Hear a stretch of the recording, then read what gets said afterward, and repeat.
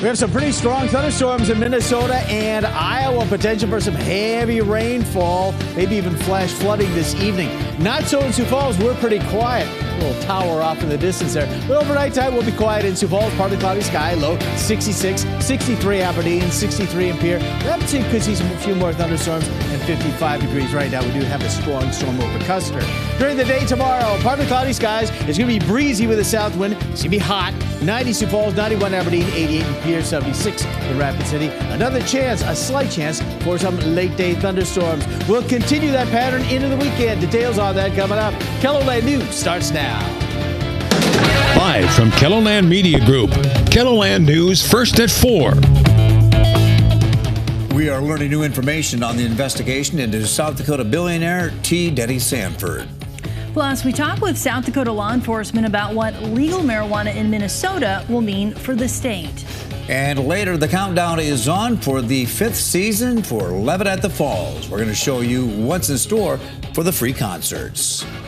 Good afternoon, and thanks for tuning in to First at 4. I'm Don Jorgensen. And I'm Kelly Volk. KELOLAND News has obtained new court documents concerning the child porn investigation into South Dakota billionaire Thomas Denny Sanford. The documents are in order to seal a search warrant affidavit and then now the unsealed affidavit in support of the request for the aforementioned search warrant. Sanford has not been charged in the investigation, which dates back to 2020, and it was sparked by a 2019 tip from the National Center for Missing and Exploited Children. In the newly unsealed documents, we learned the investigation into Sanford noted email activity from internet service providers in California, Arizona, and South Dakota. It was noted by the investigator that Sanford owns homes in each of these states. Sanford's legal team filed documentation last year that they say proves Sanford's accounts were hacked. Sanford's legal counsel released a statement in part saying that these documents, quote, also show the thorough and extensive investigation that the South Dakota Attorney General's office undertook prior to finding no offense, end quote. Protesters gathered last night carrying signs in the area of a partially collapsed apartment building in Davenport, Iowa. The protesters are urging the city to delay demolishing the building until 5 people can be accounted for. Authorities say at least 2 could still be in the building. City officials haven't decided when the partially collapsed apartment building may be demolished. The fire marshal says there will be an investigation into what caused the collapse, but it's unclear whether a criminal investigation is warranted. All right, well, we've got another warm day across KELOLAND, 90-some degrees in parts of KELOLAND. Yeah, and it sounds like we're also watching active weather again, Megan. Yes, we are. We have thunderstorms in Minnesota, Iowa, and even Custer right now, but it doesn't look like it in Sioux Falls. 90 degrees at Falls Park right now, south winds at 10 miles an hour.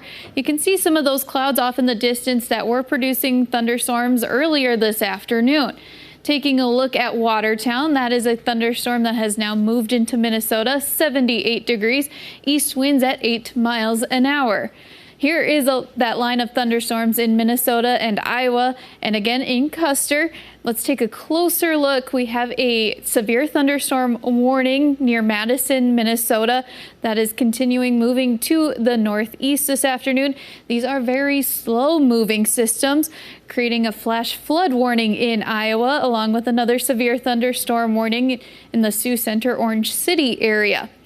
If we take a look at Custer, there is a report of half-dollar size hail coming out of this storm.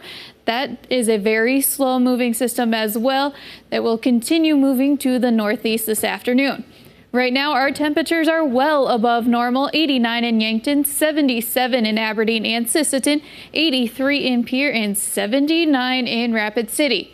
For this evening, we have a marginal risk of severe weather in southwestern South Dakota, mainly for hail and strong winds underneath the storms, and that marginal risk in Minnesota and Iowa for periods of heavy rainfall that could produce flash flooding.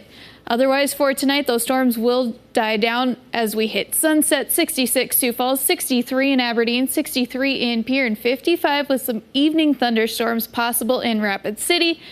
The pattern of the warm weather continues as we head into tomorrow with some afternoon thunderstorms possible. We'll take a closer look in just a little bit. Thanks, Megan.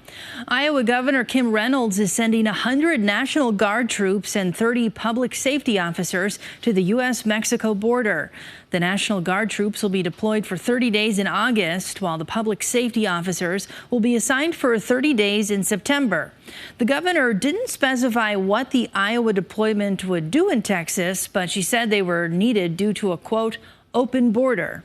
Nebraska Governor Jim Pillen also recently announced he was sending troopers with the Nebraska State Patrol to help as drone operators. This comes nearly 2 years after South Dakota Governor Kristi Noem sent the National Guard to the southern border. The deployment was paid for by a billionaire Republican donor. Noem was widely criticized for using the private donation to fund the deployment. Just days after it was signed into law, the American Civil Liberties Union is suing Nebraska's new abortion ban and restrictions on gender-affirming care for minors.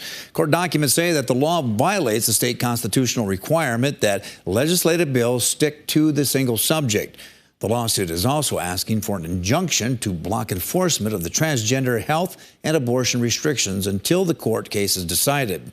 The new law will prevent minors from receiving gender-confirming surgery and restrict the use of hormone treatments and puberty blockers.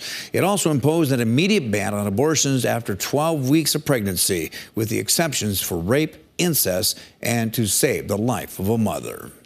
The Bureau of Alcohol, Tobacco, Firearms, and Explosives says until recreational cannabis is federally legalized, pot users cannot own guns. This comes as Minnesota prepares to make recreational pot legal on August 1st. The ATF says the Gun Control Act of 1968 states anyone who uses a controlled substance is banned from possessing firearms or ammunition. The agency says regardless of recent changes in Minnesota law, marijuana users are still federally defined as an unlawful user of a controlled substance. If you want to buy a gun, you must say whether you're an unlawful user of marijuana. Iowa parents can now start applying for the Students First Education Savings Account program ahead of the next school year. The ESA application went live on the Department of Education's website this morning. Incoming kindergartners and any current K-12 public school students are eligible for the program regardless of income. Students who already attend private schools will also be eligible for the program if their parents' income is at or below 300% of the federal poverty level.